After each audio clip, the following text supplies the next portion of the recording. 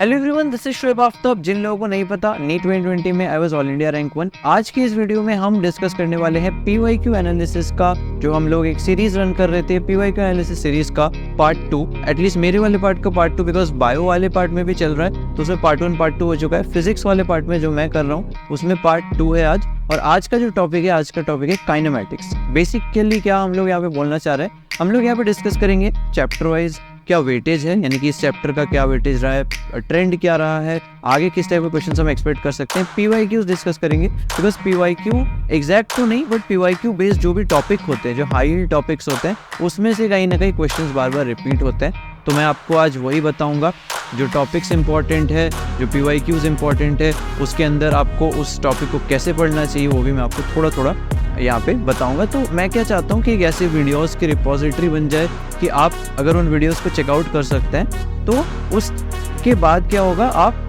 एक जो है वन शॉट में फास्ट तरीके से उसको रिवाइज कर सकते हैं। पीवाईक्यूज के थ्रू खुद को भी जज कर सकते हैं कि आप वो क्वेश्चन को सॉल्व कर पा रहे हैं या नहीं, और आपका रिविजन कैसा है। ठीक है, तो चलिए स्टार्ट करते हैं।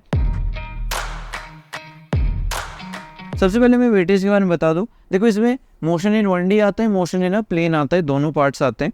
और इसका अगर मैं 2022 में वेटेज बताऊं तो 3 क्वेश्चन थे, 21 में भी 3 थे, 20 में जब मैंने एग्जाम दिया था तब सिर्फ एक ही क्वेश्चन आया था, और 2019 में 3 क्वेश्चन आए थे। ठीक है, तो वेटेज आप समझ सकते हो कि काफ़ी हाई वेटेज ये टॉपिक है। 3 क्वेश्चन आप एक्सपेक्ट कर सकते हो, और कहीं ना कहीं हर साल इतने ही क्वेश्चन आ रहे हैं, 1 से लेकर के 3, कभी कभी 2, कभी 3, कभी 1, इस टाइप से ही क्वेश्चन आप एक्सपेक्ट यहाँ से कर सकते हैं। इसमें भी कुछ कुछ हाई टॉपिक्स है, मैं आपको लिख के बता देता हूँ। जैसे एक तो रिलेटिव मोशन वाला जो पार्ट है वो काफ़ी इंपॉर्टेंट होता है, यहाँ पे हाई यील्ड होता है। ठीक है, रिलेटिव मोशन हो गया। फिर जो मोशन अंडर ग्रेविटी बहुत इंपॉर्टेंट होता है, कि ग्रेविटी के अंदर किस तरीके से मोशन चल रहा है, वो भी बहुत इंपॉर्टेंट होता है। आगे और डिस्कस करेंगे, पीवाईक्यूज के थ्रू मैं आपको खुद ये चीज़ों के बारे में समझाने वाला हूँ। ओके, तो फर्स्ट क्वेश्चन पे आते हैं। देखो क्या कह रहा है, a bullet is fired from a gun at the speed of 280 metre per second in the direction 30 degree above the horizontal, maximum height. देखो पहला ही क्वेश्चन जो आया वो किस पे बेस्ड आया, मोशन अंडर ग्रेविटी पे। ठीक है, और ये भी जो ग्रेविटी वाला, ये कैसा है, 2D वाला मोशन है। तो चलो इसको देखते हैं। एक बुलेट को फायर किया गया है, चलो 30 डिग्री अबव हॉरिजॉन्टल। तो अगर मैं ये हॉरिजॉन्टल ले लेता हूँ तो इसके 30 डिग्री एंगल पे एक बुलेट को फायर किया गया है। ठीक है, अब हमें पता करना है, मतलब इसको हम लोग एक प्रोजेक्टाइल की तरह ही देखेंगे। तो प्रोजेक्टाइल यानी कि यहाँ से फायर किया गया है और इस पर ग्रेविटी का इफेक्ट होगा, और ये एक मैक्सिमम हाइट अटेन करेगा। ठीक है, अगर मैं यहाँ पे एक प्रोजेक्टाइल के तरीके से इसको देखूँ तो मैक्सिमम हाइट हमें पता करना है, और यहाँ पे साइन थीटा की वैल्यू भी दे रखी है। तो हमें पता है कि यार मैक्सिमम हाइट का हम यहाँ पे फॉर्मूला लगा लेते हैं। मैक्सिमम हाइट का अगर आप फॉर्मूला नहीं लगाना चाहते तो आप इसके वेलोसिटी को दोनों इसमें रिजॉल्व करके उस तरीके से भी कर सकते हैं। बट बेसिकली क्या होता है, जो हॉरिजॉन्टल कंपोनेंट होता है वो तो डिसाइड नहीं करता कि क्या मैक्सिमम हाइट होगा, जो वर्टिकल कंपोनेंट होता है वो डिसाइड करता है। तो चलो देख लो कितना है हमारा, 280।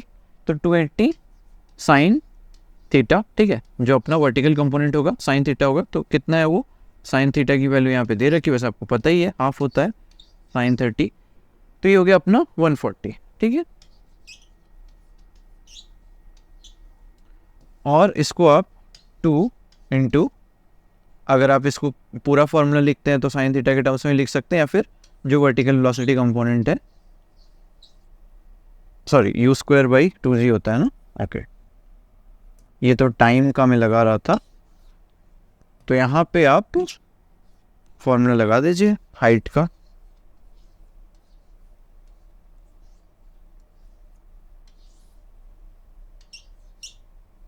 जी हमें 9.8 लेना है ना। चलो अब इसको कैलकुलेट करते हैं। ये अपना आ गया 70, आई थिंक 1000 मीटर के आसपास आ जाएगा, है ना। अगर मैं इसको 10 मानता हूँ तो एक रफ कैलकुलेशन बिठा लेते हैं, तो 17 हाँ, आई थिंक इतना ही आएगा।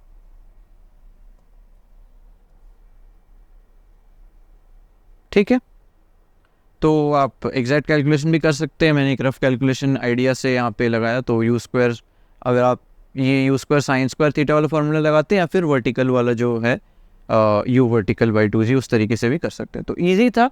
यहाँ पे देखो कॉन्सेप्ट क्या लग रहा है, यहाँ पे अगर आप एनसीईआरटी में देखोगे तो मैंने यहाँ पे क्या किया है, एनसीईआरटी में कहाँ से क्वेश्चंस आ रहे वो पेजेस भी ऐड ऑन कर दिया है। बेसिकली यहाँ पे आप देख सकते हो सिंपल है, यहाँ पे एनसीईआरटी पढ़ना ज़रूरी नहीं था इस क्वेश्चन के लिए, बस यहाँ पे मैं एक आइडिया दे रहा हूँ कि यार एनसीईआरटी में भी आपको इस टाइप के प्रॉब्लम्स दिखाए गए हैं। बेसिकली होता क्या है, 2 कंपोनेंट में रिजॉल्व करना होता है, एक कंपोनेंट अपना वर्टिकल हो जाता है, एक कंपोनेंट अपना हॉरिजॉन्टल होता है। ठीक है, चलो ये तो एकदम क्लासिक क्वेश्चन था, बहुत सिंपल क्वेश्चन था। और यहाँ पे भी देखो एक क्लिफ वाला प्रॉब्लम वगैरह दिया गया है, तो ये अपने को देख सकते हैं। ये देखो यहाँ पे एक ये क्वेश्चन है क्रिकेट बॉल वाला, तो ये क्रिकेट बॉल वाला यही वाला जो क्वेश्चन है वो एग्जैक्ट इससे मैच करता है। ठीक है, यहाँ पे देखो मैंने डायरेक्शन 30 डिग्री अबव हॉरिजॉन्टल, तो मैक्सिमम हाइट यहाँ पे 28 है। ठीक है, देखो 28 का आंसर है 10, तो यहाँ पे पूरा फॉर्मूला लगा, यहाँ पे उसको बस 280 कर दिया गया था। ठीक है, तो उस हिसाब से आ गया है अपना आंसर, क्योंकि स्क्वायर में चलता है तो वो 1000 होगा। तो ठीक है, तो इस तरीके से है। चलो नेक्स्ट हम आगे बढ़ते हैं। ओके, यहाँ पे आप नेक्स्ट क्वेश्चन पे आ जाओ। देखो velocity time curve for a body projected vertically upwards, यानी कि एक बॉडी है जिसको मैंने वर्टिकली अपवर्ड्स प्रोजेक्ट किया, तो उसका वेलोसिटी और टाइम के साथ कर्व कैसा होगा। तो मैं थोड़ा सा अगर डायग्राम बना, देखो फिजिक्स से क्वेश्चन को सॉल्व करने का तरीका क्या था, थोड़ा पहले डायग्राम बना दो कि तो आइडिया लगे कि क्वेश्चन पूछना क्या चाह रहा है। चलो, तो इसको अपवर्ड थ्रो कर दिया गया है। अब हमें पता है कि यार इसकी वेलोसिटी इनिशियली तो हाई होती है, फिर जैसे जैसे धीरे धीरे ऊपर जाता है ग्रेविटी की वजह से ये धीरे धीरे कम होता जाता है। ठीक है, तो कैसा होगा बताओ। अच्छा, कम तो हो रहा है लेकिन वेलोसिटी का टाइम के साथ कर्व है, तो इसका वेलोसिटी डिक्रीज क्या कांस्टेंट होगा, क्योंकि वेलोसिटी टाइम कर्व का जो स्लोप होता है वो क्या देगा, एक्सेलरेशन, और एक्सेलरेशन तो कांस्टेंट है, जी कांस्टेंट है। ठीक है, तो यहाँ पे क्या होना चाहिए यार, स्ट्रेट लाइन होना चाहिए, वो भी ऐसा कुछ। ठीक है, ऐसे ही होना चाहिए। अगर लेट्स से ये वेलोसिटी है, ये टाइम है, तो टाइम जैसे से आगे बढ़ रहा है वेलोसिटी गिर गिर के 0 हो गया, तो स्ट्रेट लाइन। ठीक है, ठीक है, तो ये कह रहा है कि शेप ऑफ ट्रेजेक्ट्री, यहाँ पे जस्ट एक रेफरेंस ले लिया गया कि यार इनिशियल पोजीशन पे भी डिपेंड करेगा। ठीक है, चलो, तो इसका आंसर क्या था 4। तो ये क्या कह रहा है, देखो it can be a straight line, it can be a parabola depending on the initial condition. ठीक है, लेकिन ये shape of trajectory of motion की बात हो रही है, यानी कि यहाँ पे प्रोजेक्टाइल मोशन की बात हो रही है, लेकिन यहाँ पे कर्व की बात हो रही है, तो दोनों में फ़र्क है। तो कई स्टूडेंट्स इस लाइन से कंफ्यूज होकर के शायद वो कर्व के टर्म्स में समझना चाहे, तो वहाँ पे बिल्कुल कंफ्यूज नहीं होना है, तो इसलिए ये पॉइंट मैंने एड ऑन यहाँ पे किया था। तो ये बिल्कुल सिंपल है, आपको प्लॉट करना है इसको, और आपको बस ये पता होना चाहिए कि वेलोसिटी टाइम ग्राफ जो मैं स्लोप निकालूंगा वो क्या रिप्रेजेंट करेगा, एक्सेलरेशन रिप्रेजेंट करेगा, बस। तो अपना सोल्यूशन क्या था, 4 था, स्ट्रेट लाइन एग्जैक्टली। चलो नेक्स्ट क्वेश्चन पे आते हैं।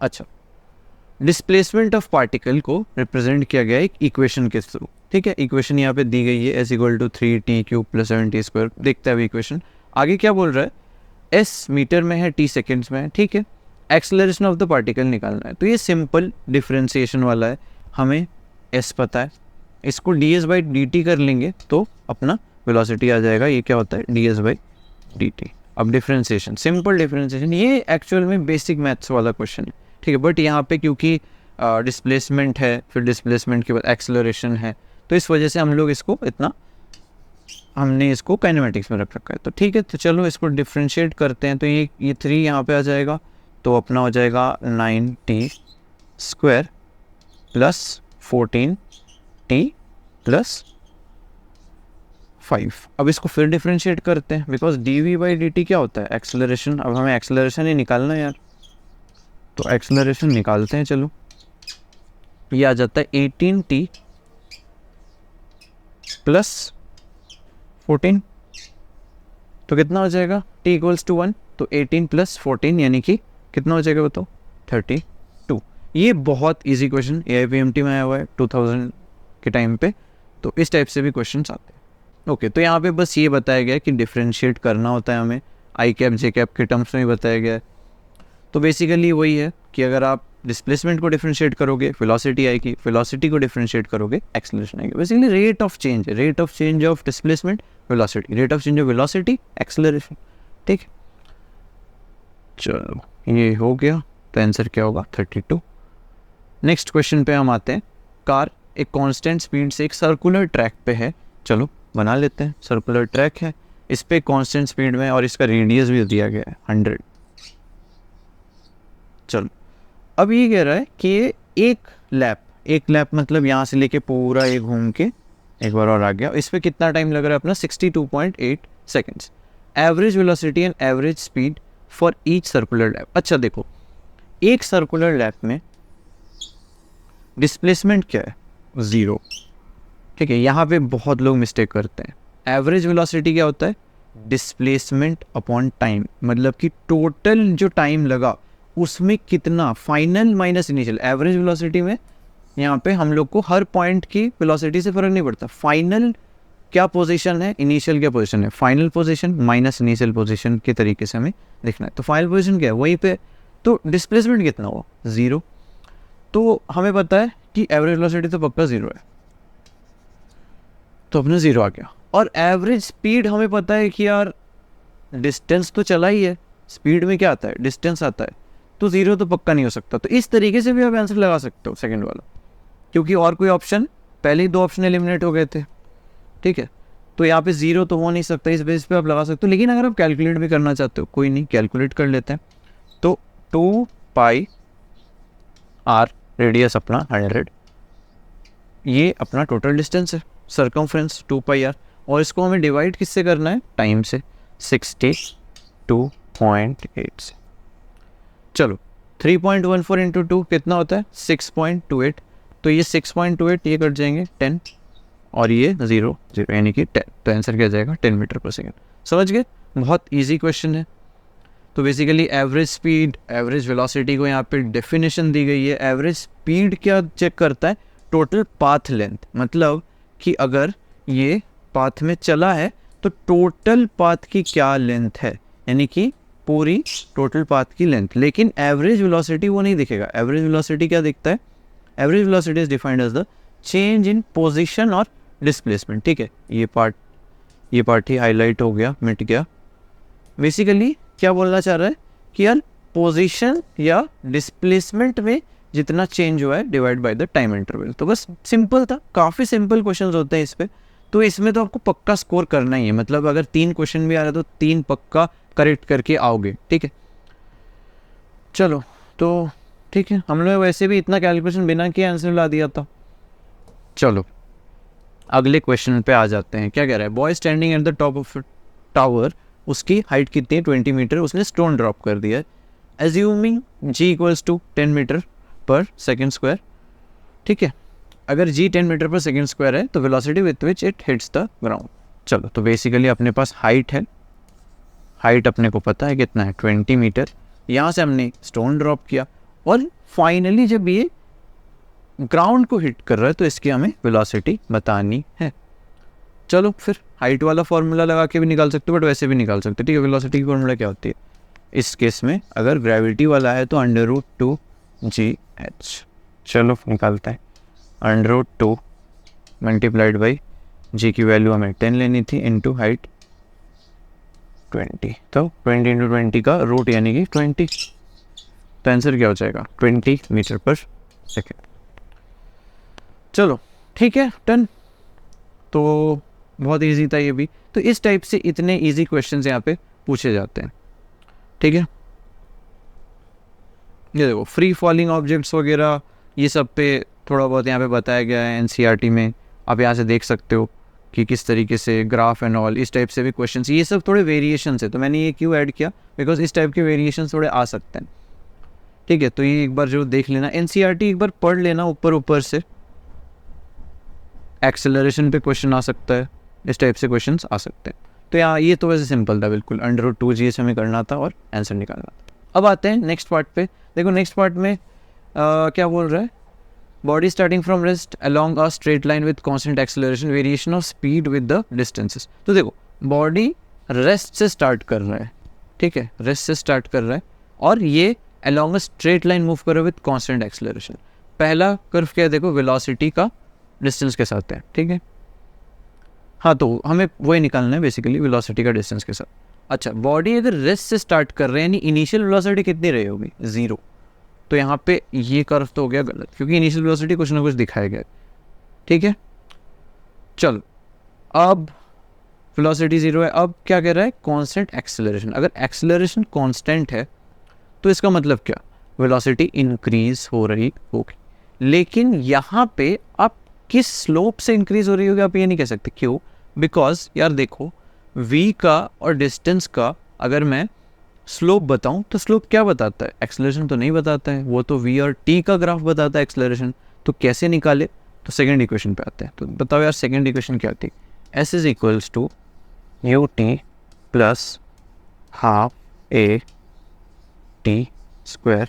थर्ड इक्वेशन पे आ जाओ, v square equals to U square plus 2as।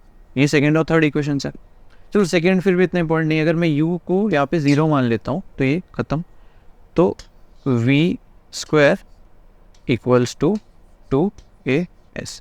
अब हमें पता है एक्सेलरेशन कांस्टेंट है, v किसके प्रोपोर्शनल है, यानी कि v square is proportional to s। समझ गए, यानी कि s किसके प्रोपोर्शनल है, v के स्क्वायर के। यानी कि अगर v थोड़ा बढ़ता है तो s ज़्यादा बढ़ेगा। ठीक है, यानी कि अगर v थोड़ा बढ़ता है तो s ज़्यादा बढ़ेगा। v square is proportional to s। तो आपको पता है स्क्वायर वाला कर्व कैसा आता है।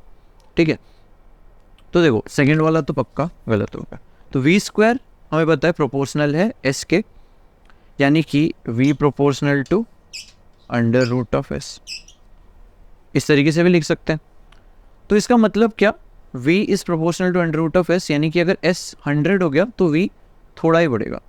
तो यहाँ पे s देखो यहाँ पे क्या हो रहा है, स्लोप कंटिन्यूसली क्या हो रहा है, गिर रहा है।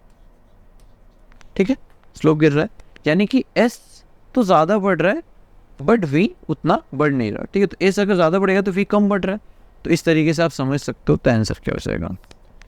ठीक है, v proportional to root s। अगर इसका ऑपोजिट होता, v proportional to s square होता तो ये हो जाता। क्यों, क्योंकि s अगर मान लो 1 से बड़ा तो उसका स्क्वायर में और v बढ़ जाता, तो v ज़्यादा जम पाता। ठीक है, इस तरीके से आप इसको समझ सकते हो। बाकी जिसको थोड़ा बेसिक मैथ्स का आइडिया हो उस वो तो इस इतने से पार्ट में ही सॉल्व कर लेगा। ठीक है, तो थर्ड इक्वेशन का गेम था यहाँ पे। यहाँ पे जो सबसे बड़ी मिस्टेक होती है, लोग यहाँ पे सेकंड इक्वेशन सोचते हैं कि यार एक्सेलरेशन तो कांस्टेंट है तो v और s का ग्राफ तो स्ट्रेट लाइन होना चाहिए। ऐसा नहीं, ऐसा तब होता अगर s नहीं होता t होता। ठीक है, चलो नेक्स्ट क्वेश्चन पे आते हैं। तो नेक्स्ट क्वेश्चन में क्या दिया, देखो two bodies a and b, a का मास दिया है b का भी मास दिया है, they are dropped from height 16 metres and 25 metres, ratio of the time taken by them to reach the ground. तो एक चीज देखो, मास हमें यहाँ पे क्यों दिया गया है, यहाँ पे हमें लग रहा है ना कि यार मास क्यों दिया गया है, मास को कहाँ इक्वेशन मिले। तो देखो मास का यहाँ पे कोई यूज़ नहीं। ये एक क्लासिक क्वेश्चन है जहाँ पे एग्जामिनर आपको फालतू का एक्स्ट्रा डेटा देता है ताकि आप कंफ्यूज हो जाओ। यहाँ पे मास का कोई रिलेशन ही नहीं है, बिकॉज जो टाइम टेकन होगा वो आपने पढ़ा है वो एक्सपेरिमेंट कि जो टावर के ऊपर से गैलीलियो ने 2 बॉडीज़ फेंकी थी, तो उस टाइप से वो कंपेयर करना चाह रहा था। तो अगर आइडियल केस हो, जैसे कि वैसे तो अर्थ में नहीं होता है, बट अगर आप वैक्यूम में एक फेदर को फेंकोगे और एक भारी मेटल बॉल को फेंकोगे तो दोनों सेम टाइम में गिरेंगे, बिकॉज मास से हमें फ़र्क नहीं पड़ता। क्यों, क्योंकि ग्रेविटी उसके प्रोपोर्शनली एक्ट करेगी। ठीक है, तो एक्सेलरेशन दोनों बॉडीज़ का सेम होगा, वो g के बराबर होगा। तो यहाँ पे चलो देखते हैं। तो रेशियो ऑफ टाइम इस पर डिपेंड करेगा। टाइम हमें पता है किससे आता है, टाइम कैसे निकाले बताओ। अगर हमारे पास हाइट है तो हम जानते हैं कि यार हाइट दिया हुआ है तो हाफ GT स्क्वायर जो होता है वो उस तरीके से हम लोग इसको लिखते हैं। ठीक है, जैसे कि अगर मैं एक्सेलरेशन देखता हूँ तो अपना जो सेकेंड इक्वेशन क्या है, s is equals to U T plus half A T square. यहाँ पे इनिशियल वेलोसिटी तो 0 होगी बिकॉज हम उसको ड्रॉप कर रहे हैं, 0 वेलोसिटी दी है। तो यहाँ पे जो s की वैल्यू क्या हो जाती है, और a क्या है -g, तो minus half G T square. इसको मैं माइनस मान रहा हूँ बिकॉज अपवर्ड डिस्प्लेसमेंट को हम जनरली प्लस मानते हैं और नीचे को माइनस मानते हैं। तो नीचे की तरफ अगर एक्सेलरेशन तो माइनस हो गया। तो अब देखो हमें यहाँ पे हाइट दी हुई है तो टाइम क्या हो गया, अंडर रूट एस के प्रोपोर्शनल हो गया, प्रोपोर्शनलिटी के टर्म्स में। चलो तो 16/25 के रूट के प्रोपोर्शनल होगा, कितना आता है ये 4/5। तो आंसर क्या हो जाएगा 4/5। ठीक है, तो आंसर हो जाएगा, समझ गए, इजी क्वेश्चन था। यहाँ पे बेसिकली एनसीईआरटी में वही दिया गया है, तो ये आप देख सकते हो। नेक्स्ट क्वेश्चन पे आते हैं। एक बॉल है जिसको प्रोजेक्ट किया गया है from point A with velocity दी गई है, वेलोसिटी कितनी 20, और एंगल भी दिया गया टू दी हॉरिजॉन्टल। तो यहाँ पे हमारे पास एक बॉल की प्रोजेक्शन के बारे में दिया गया है with velocity 20 at an angle of 60 at the highest point, यानी कि बी जब वो हाईएस्ट पॉइंट पे है वेलोसिटी कितनी होगी। तो सिंपल है यार, देखो जब वो हाईएस्ट पॉइंट पे है तो इसका मतलब क्या, हाईएस्ट पॉइंट का मतलब क्या कि उसकी जो वर्टिकल वेलोसिटी है वो खत्म हो चुकी है, सिर्फ हॉरिजॉन्टल वेलोसिटी बची। और हॉरिजॉन्टल वेलोसिटी कितनी होगी बताओ, कॉस में आ जाता है। ठीक है, हॉरिजॉन्टल में अगर मैं इसको रिजॉल्व करूँ तो 20 cos 60 जो कि 20 × 1/2 हो जाएगा। आंसर क्या हो जाएगा 10।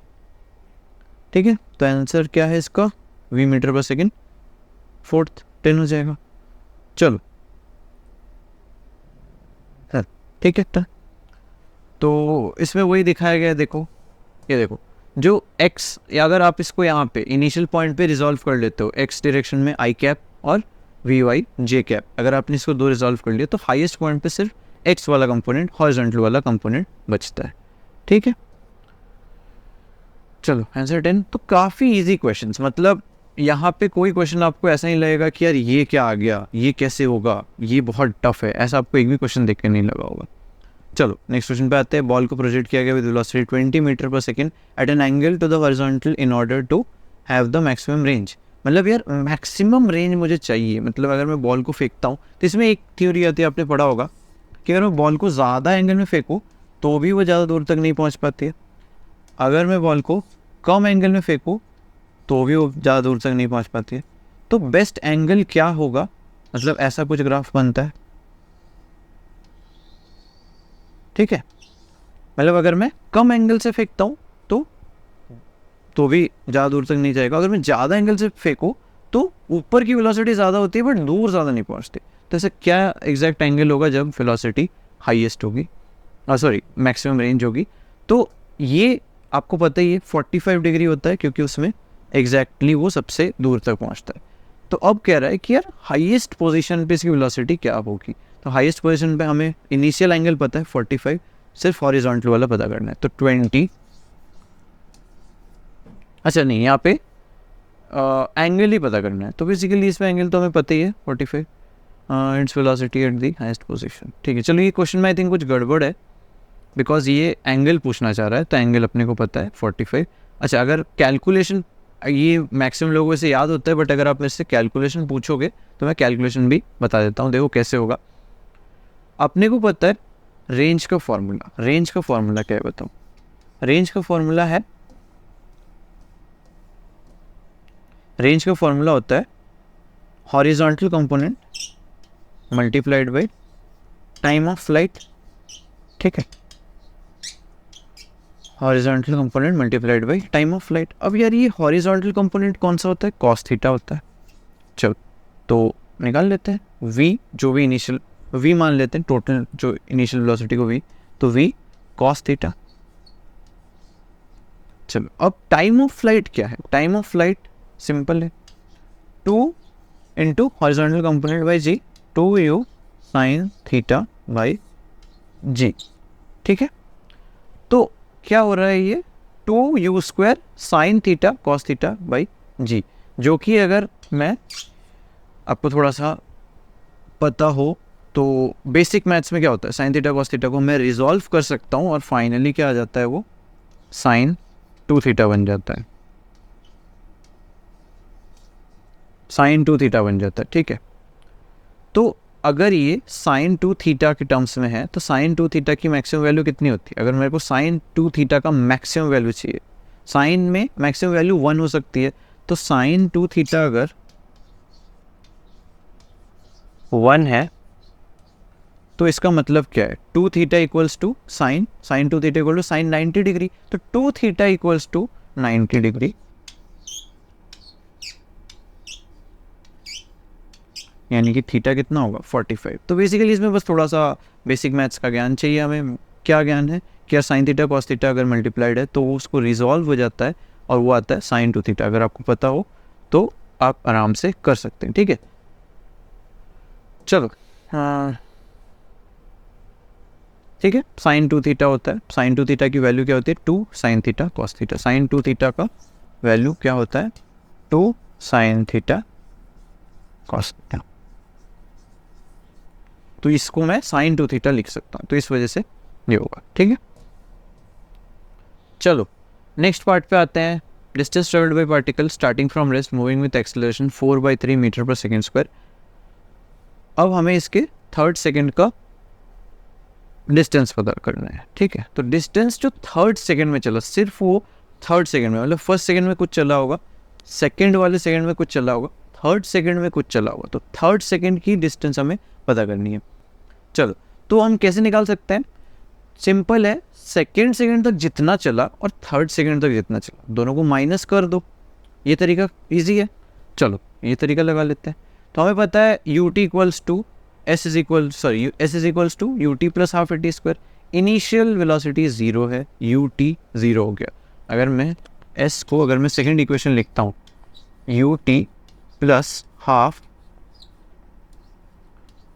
ए टी स्क्वायर, तो इनिशियल तो 0 हो गया है ना, इनिशियल वेलोसिटी 0 है। अब हमें हाफ ए टी स्क्वायर निकालना है। अब मैं क्या करूँगा, थर्ड का निकालूंगा, सेकेंड का निकालूंगा, दोनों को माइनस कर दूंगा। चलो माइनस करते हैं।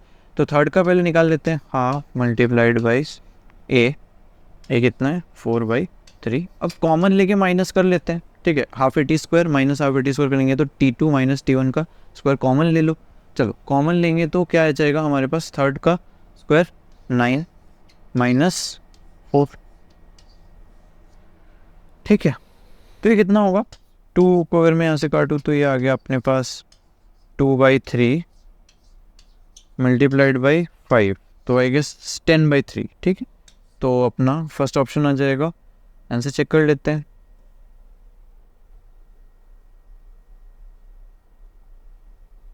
ठीक है। तो आप ये वाला इक्वेशन भी लगा सकते हैं। बहुत लोग इसको याद करते हैं कि यार nth सेकेंड में कितना डिस्टेंस चला उसका फॉर्मूला। तो बेसिकली वो दोनों को माइनस करके ही होता है। आप n ले लो एक सेकेंड को, अगले सेकेंड को n+1 ले लो, दोनों को माइनस कर दो तो माइनस करके n निकलता है। तो इस टाइप से आप कर सकते हैं, सॉरी n और n-1 ले लो। बट वो फार्मूला अगर मेरे को याद नहीं तो भी कोई दिक्कत नहीं, मैं 3 इक्वेशन से पूरा काम चला सकता हूँ। ये फार्मूले अगर आप याद करते तो आप वो फास्ट, जो आप कहते हैं ना कि स्पीड बढ़ा रहे हो, तो स्पीड बढ़ाने के लिए मैंने भी उस टाइम पे अपने टाइम पे याद की थी। बट हमारे कुछ टीचर्स ये भी बोलते थे कि जो लोग याद नहीं करेंगे उनका भी कोई दिक्कत नहीं होगा, उल्टा वो लोग बच सकते हैं सिली मिस्टेक से। बिकॉज फार्मूला में यार इतने सारे फार्मूले हैं आपको याद करने के लिए, आप ये भी याद कर रहे हो वो भी याद कर रहे हो, क्या पता इसमें आप 2n-1 की जगह कुछ गड़बड़ कर दो, नीचे का 2 भूल जाओ, ऊपर का 2 भूल जाओ, ये 2n-1 को n-1 लिख दो। इससे अच्छा अगर आपके कॉन्सेप्ट्स क्लियर है कि हाँ यार मेरे को थर्ड सेकंड तक का निकाल लिया मैंने, थर्ड सेकंड तक का निकाल, दोनों को माइनस कर दिया, इतना ईजी। अगर आप इतना सा काम कर सकते हैं तो डेफिनेटली आप काफ़ी अच्छा कर सकते हैं। ओके नेक्स्ट क्वेश्चन पे आते हैं यार। Particle moves in a circle of radius 5 centimetre with constant speed and time period 0.2 pi second, acceleration of the particle. तो यहाँ पे एक्सेलरेशन कहाँ से आया, अगर स्पीड ही कांस्टेंट है तो मैं आपको बता दूँ कि यार अगर एक पार्टिकल सर्कल में चलता है तो सर्कल में चल रहा है, ऑल्दो इसकी स्पीड कांस्टेंट है, बट अब देखो अगर एक एक्सेलरेशन क्या देखता है, चेंज इन वेलोसिटी। तो वेलोसिटी एक वेक्टर क्वांटिटी है, तो अगर इस पॉइंट पे वेलोसिटी ऐसे थी, थोड़ी चेंज हुई यहाँ पे तो और थोड़ी और, यहाँ पे थोड़ी और, ठीक है, यहाँ तक आते आते वेलोसिटी ऐसी हो गई, यानी कि डायरेक्शन चेंज हो रहा है, यहाँ तक आते आते डायरेक्शन ऐसी हो गई। तो ये हर मोमेंट पे चेंज कौन प्रोवाइड कर रहा है, एक एक्सेलरेशन प्रोवाइड कर रहा है, और वो एक्सेलरेशन किस तरफ डायरेक्टेड है, सेंटर की, ठीक है। तो वो एक्सेलरेशन कितना होता है यार आपको पता है, ω²r। और यहाँ पे ω² कैसे निकालेंगे, आपको पता है ओमेगा टाइम पीरियड के टर्म्स में 2π/t होता है।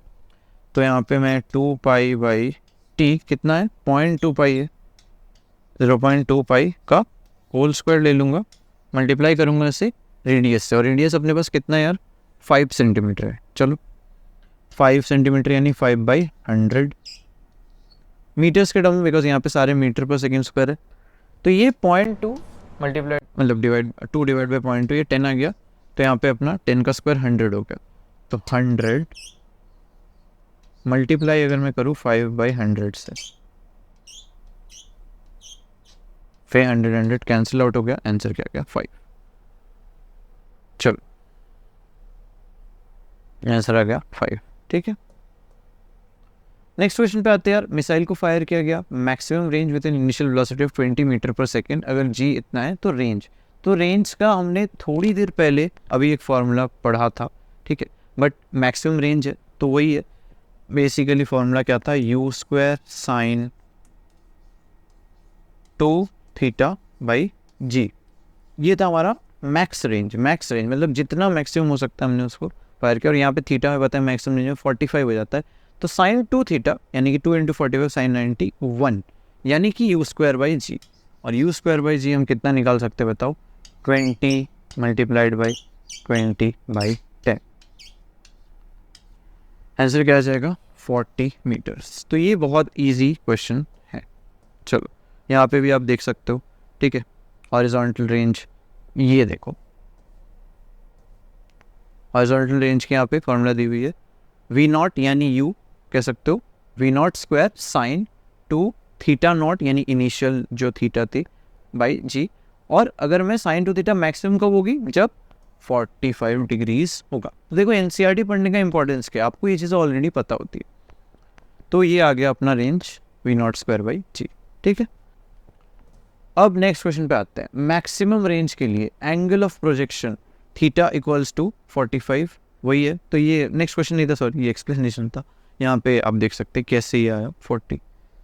चलो नेक्स्ट पार्ट पे आते हैं। Okay, so speed of projectile दिया हुआ है एट इट्स मैक्सिमम हाइट, और वो कितना है, half of its initial speed, मतलब इनिशियल स्पीड जितनी भी थी उसका हाफ है। तो एंगल ऑफ प्रोजेक्शन बताना है, मतलब बेसिकली अगर मैं इसको यू ले लेता हूँ और एंगल में थीटा मान लेता हूँ, तो जो हॉरिजॉन्टल वेलोसिटी होगी वो कितनी होगी, u cos थीटा। तो u cos थीटा ही जो ऊपर जो मैक्सिमम हाइट पे जो सिर्फ हॉरिजॉन्टल बचेगा u cos थीटा, वो कितना है u/2, यानी कि u cos theta equals to u/2। तो बताओ cos थीटा हाफ कितना होता है, 60 डिग्रीज। तो आंसर क्या आ जाएगा 60 डिग्रीज। देखो इसमें mostly silly mistakes and all थोड़े बहुत होते हैं, तो अपना ये पूरा सॉल्यूशन था। ओके, नेक्स्ट क्वेश्चन पे आते हैं। तो यार देखो नेक्स्ट क्वेश्चन पे क्या बोल रहा है, यहाँ पे नेक्स्ट क्वेश्चन पे ये बता रहा है कि ratio of distance travelled bye freely falling body in the first second third and fourth second is, मतलब यार फर्स्ट सेकंड में, सेकंड सेकंड में, थर्ड सेकंड में, फोर्थ सेकंड में अगर एक फ्री फॉलिंग बॉडी है तो कितना डिस्टेंस वो ट्रैवल कर रहा है। वैसे तो ये मैक्सिमम लोगों को पता होता है कि यह स्क्वायर में चलता है, बट मैं फिर भी बता दूँ, और ऑड नंबर्स वाला रहता है, बट फिर भी मैं आपको बता देता हूँ कि कैसे ये हो रहा है।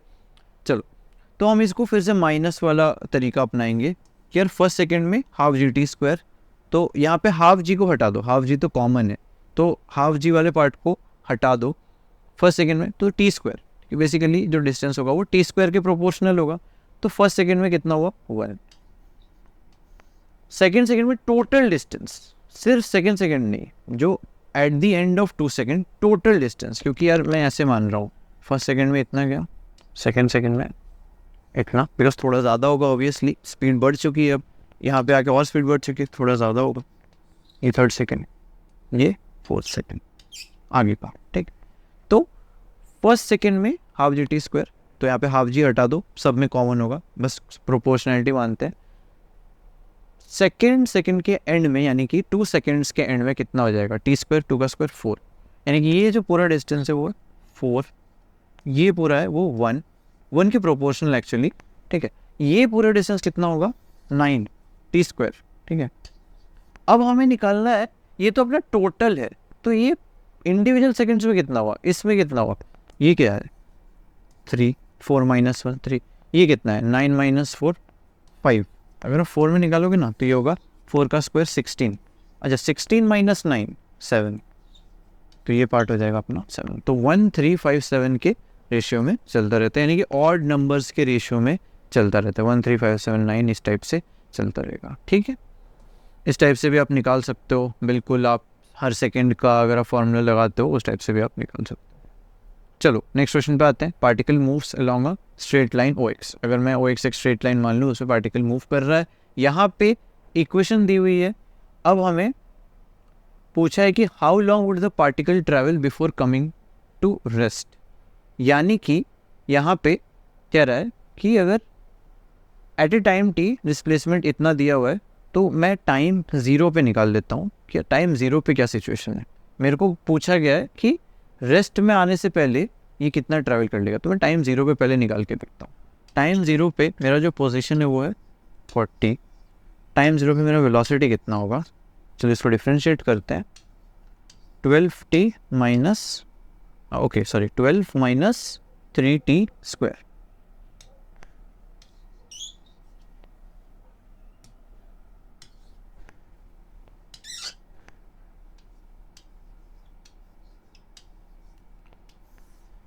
तो चलो मैं टाइम 0 पे अपना वेलोसिटी चेक करता हूँ। मेरा वेलोसिटी 0 टाइम पे था 12। अब मुझे कह रहा है कि कितना टाइम चलेगा बिफोर कमिंग टू रेस्ट, यानी कि रेस्ट में क्या होता है, वेलोसिटी 0 हो जाती है। तो मुझे पता करना है कि वेलोसिटी 0 कब होगी, उसका मेरे को टाइम निकाल लेना है। तो वेलोसिटी को 0 पुट करना है बेसिकली। चलो वेलोसिटी को 0 पुट करते हैं। ये v0 था, v0 ठीक है, v0 ये इनिशियल था 12 माइनस 3t स्क्वायर, इसको इधर ले आओ।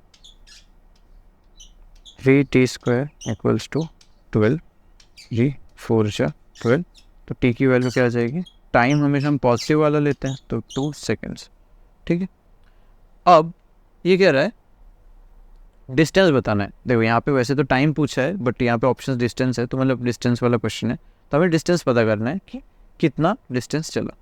तो हमें पता है 2 सेकेंड्स में आके ये जो पार्टिकल है ये रुक जाएगा। तो हमें पता है कि यार इनिशियली कितना था, 40 पे था। अब हम पता करते हैं 2 पे कितना है। एक बार 1 पे ही पता कर लेंगे, वैसे 1 पे एक बार देखते हैं यार।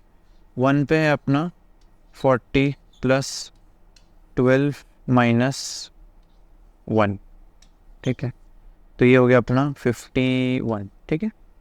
ये तो अपना था 1 पे। अब हम 2 पे पता कर लेते हैं, बिकॉज 2 अपना रेस्ट वाला पोजीशन है। तो 2 पे देखते हैं 40 प्लस 12 इंटू 2 कितना होता है बताओ, 24 माइनस 2 का क्यूब कितना होता है 8, कितना हो गया 40 प्लस 24 इज 64 माइनस 8 56। अच्छा, अब मैक्सिमम स्टूडेंट्स क्या करेंगे, 56 उनका आंसर आ गया कि भाई 2 सेकेंड में तो 56, तो आंसर लगा दिया 56। गलत, क्यों, 0 में बंदा 40 पे ऑलरेडी था, 0 सेकेंड्स में ऑलरेडी वो 40 पे था, और 40 से वो 56 किया है, तो डिस्प्लेसमेंट कितना हुआ 16, तो आंसर कितना होगा 16, क्योंकि 56 माइनस 14 करना है हमें। तो इसका आंसर क्या आ जाएगा, देख 56 माइनस 40 इक्वल्स टू 16। तो यार होपफुली आपको एक आइडिया लग गया होगा इतने सारे क्वेश्चंस के बाद किस टाइप के क्वेश्चंस आते हैं। मोस्टली यहाँ पे क्या होता है, सिली मिस्टेक। आपको सब आता है, आपको इक्वेशंस आते हैं, आपको पता है कहाँ पे क्या लगाना है, आप करते हो एकदम छोटे मोटे सिली मिस्टेक। तो इस चैप्टर में सिली मिस्टेक्स का खास करके ध्यान रखना, कैसे एलिमिनेट कर सकते हो। इस टाइप के क्वेश्चंस को ज़्यादा से ज़्यादा प्रैक्टिस करो। हर एक PYQ आपको आना चाहिए, हर एक PYQ जो वेरिएंट्स पॉसिबल है उस PYQ पे बेस्ड और किस किस टाइप के क्वेश्चंस आते हैं वो भी देखो, उस क्वेश्चन को प्रैक्टिस करो, और उसके बाद अगर ढंग से एनालिसिस करते हो, आपके मिस्टेक्स को एनालाइज करते हो, आपके सिली मिस्टेक्स को एनालाइज करते हो, आपके कॉन्सेप्ट्स को एनालाइज करते हो, तो डेफिनेटली आप इस चैप्टर के सारे क्वेश्चन सही करोगे। सो होपफुली ये सेशन यूजफुल रहा। अगर सेशन यूजफुल रहा, वीडियो को लाइक करना, शेयर करना अपने फ्रेंड्स के साथ। मिलते हैं अगले सेशन में, तब तक के लिए बाय।